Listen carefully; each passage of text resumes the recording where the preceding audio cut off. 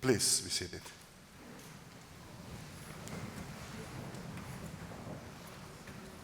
Nikan mopogwa ontekpana, inkwenin yankwikan, wei tlama usoltika, onex itli insenskwika ishpochtli. Sancta Maria, Dios inantzin, tosio upilla tokatzin, inokan tepeyakak, Motenegua, Guadalupe. He restored and set down in order how a short time ago, in a wonderful way, the perfect maiden, Holy Mary, Mother of God, or Noble Lady, miraculously appeared there on Mount Tepeyac, commonly known as Guadalupe. With these words written in Nahuatl, the language of ancient central Mexico, begins the story of the apparitions of Our Lady of Guadalupe that changed the way of conceiving the new world. A story that transformed the paradigm of power over a suffering and defeated people. A story where a destitute man,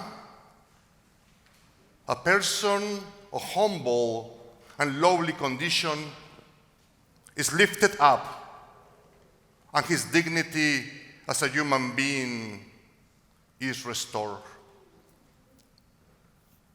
A story where the perfect maiden Holy Mary, comes out to meet this humble and poor man named Juan Diego. In this encounter, Our Lady introduced herself to this man, clearly saying who she is. Please know, be sure, my dearest and youngest son, Our Lady says, that I am the perfect ever Holy Mary, Mother of the one God of truth, Mother of the one who gives us life, Mother of the inventor and creator of people, the one who is around and very close to us, Mother of the owner of the sky and the earth. I can only presume to imagine the reaction and surprise at this moment when Juan Diego is called by his name and witnesses the beautiful words and the magnificent splendor of Our Lady from heaven.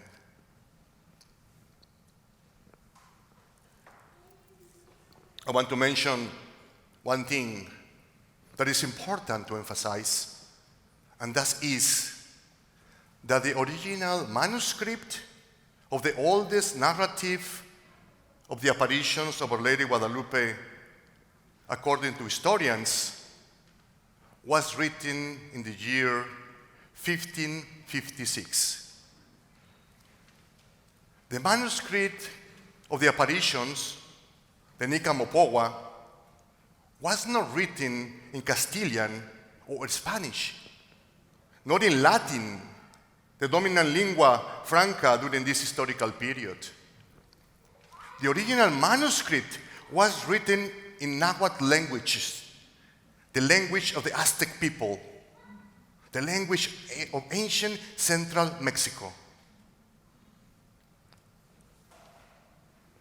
The Nahuatl language is a symbolic language which has meaning beyond words.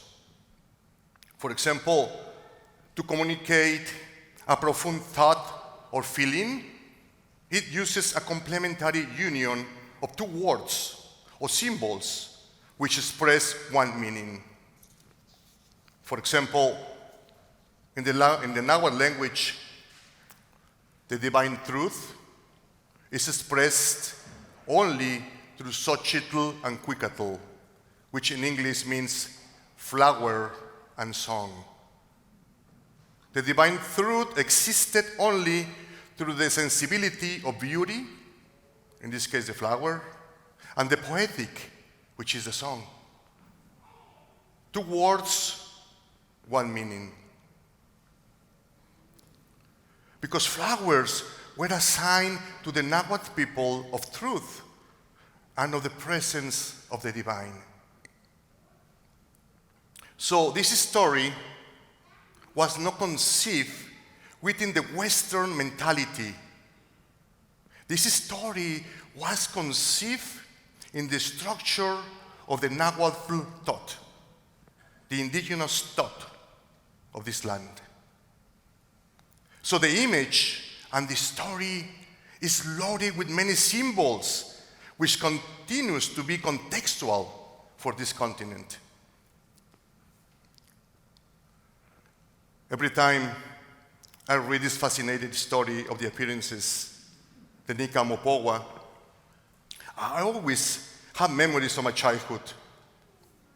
Every time I read this story, I think of the route that Juan Diego took in his encounter with Our Lady and compare it with a specific memory from I was 8 years old. I grew up in Mexico City and lived there many years. My childhood home was 5 miles from the Monte Tepeyac, where Our Lady encountered Juan Diego. So I am familiar with the terrain of this area. And by the way, I was baptized at the Basilica of Guadalupe. According with this story, Our Lady encountered Juan Diego one Saturday morning on Monte Tepeyac, and later sent Juan Diego to Tlatelolco, a nearby town, to deliver a message to the bishop. At that time, the distance from Tepeyac to Tlatelolco required several hours on foot. We have to remember that there were no forms of public transportation at that time. So I just can imagine the challenges on making that journey. I remember when my mother took me to the dentist at the same time in Tlatelolco. The distance we traveled was quite long. We took a bus from my house to Villa de Guadalupe, Tepeyac, a similar route to one that Juan Diego possibly used. Then we took another bus to Tlatelolco. It was far from easy for me as a child, given that my destination was to see the dentist, which I was not looking forward to. And then, from there, we will return to our house the same way, using the same buses. Basically, it took us all day, and we always returned home very late in the evening. So, I can resonate with Juan Diego and the distance he traveled to carry out the message given by the Lady from Heaven. One thing I want to emphasize is that the story of Our Lady Guadalupe apparition is commonly known among Latin American theologians as the Guadalupe event. The Guadalupe event. This event can transport us to a place beyond the intellect and give us a totally different perspective, taking us to a place barely possible to express with words, a place of flowers and song where the poetic and the beauty exist. an event of this miracle of God's love. You know, many events in our history do not have explanation. Our sacred scriptures are full of events without explanation. The scriptures are full of events that do not make sense to us if we approach them using only rational analysis. The scriptures are full of events in which visions, dreams, apparitions, and divine messengers reveal a God that communicates in many ways, telling us that God continues speaking and manifesting in specific events in our history. Yes, God continues speaking in the present. God continues speaking right here and right now. The sacred scriptures continue to be written in the here and now. You know, the image of our story of Our Lady of Guadalupe is loaded with many symbols and a surplus of meanings. God continues giving God's self in love to all peoples, regardless of time and place. This is God's self-giving. Karl Rahner, a German Jesuit priest and a theologian, say that grace is most fundamentally God's gift of His very self to human persons in love. Grace is the most fundamentally God's gift of His very self to human persons in love. So Our Lady Guadalupe, in a way, becomes a symbol of God's grace, a symbol and manifestation of God's love and compassion for everyone.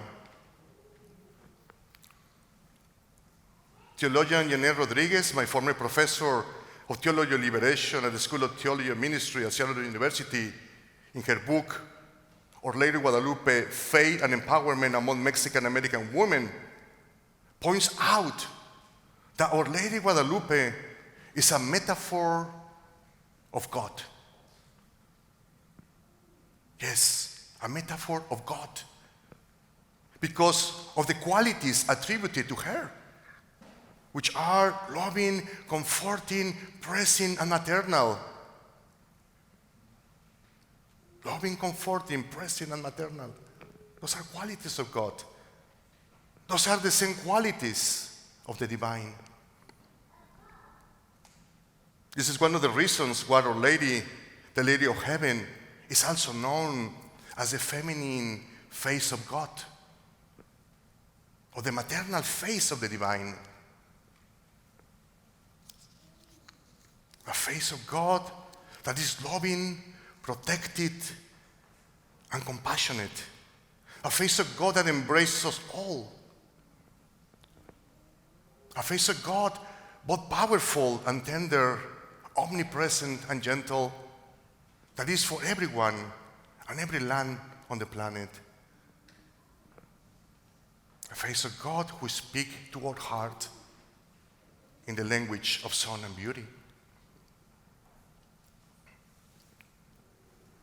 As God continues giving God's self in love to all of us, and through all of us, the divine message in the Guadalupe event is that God does not abandon us.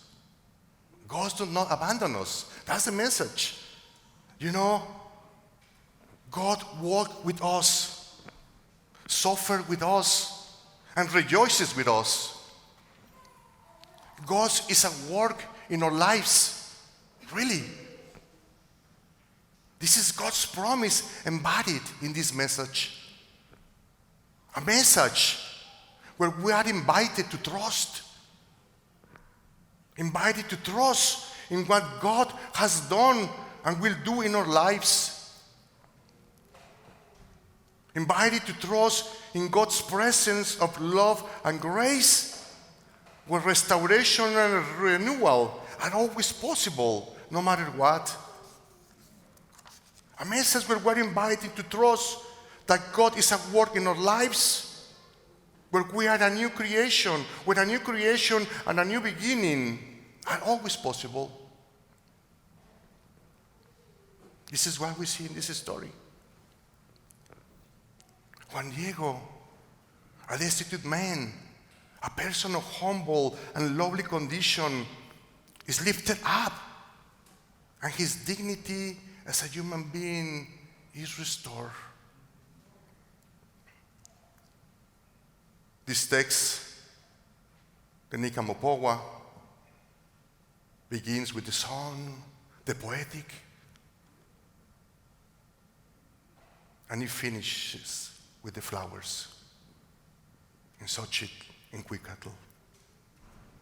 This is why the flowers play an important role in the narrative of the Nika Mopowa. Juan Diego, upon taking off his cape, the flowers fell to the ground. And at that moment, there appeared on the fabric of his cape the precious image of Our Lady of Guadalupe, a sign of the embrace of the feminine presence of God. In a metaphorical way, bringing God's message, bringing the divine truth. The divine truth that God is at work in our lives and never abandoned us. The divine truth where the maiden of heaven, the feminine face of God, the maternal face of the divine, continues giving us her love.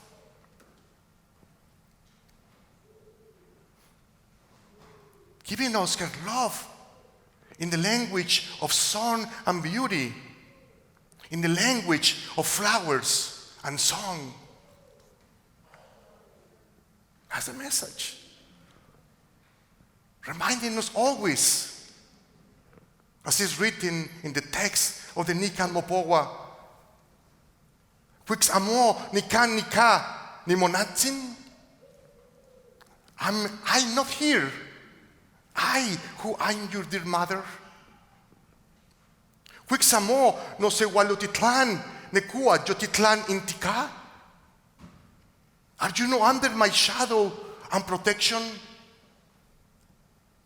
Quix amo ne wattle inimo pakajelis. Am I know the source of your joy? Quix amo no quixixanco na mamal wasco intika. Are you not in the hollow of my mantle, in the embrace of my arms? Quixogitla imotek monequi. Do you need something more? Is there anything more that we really need?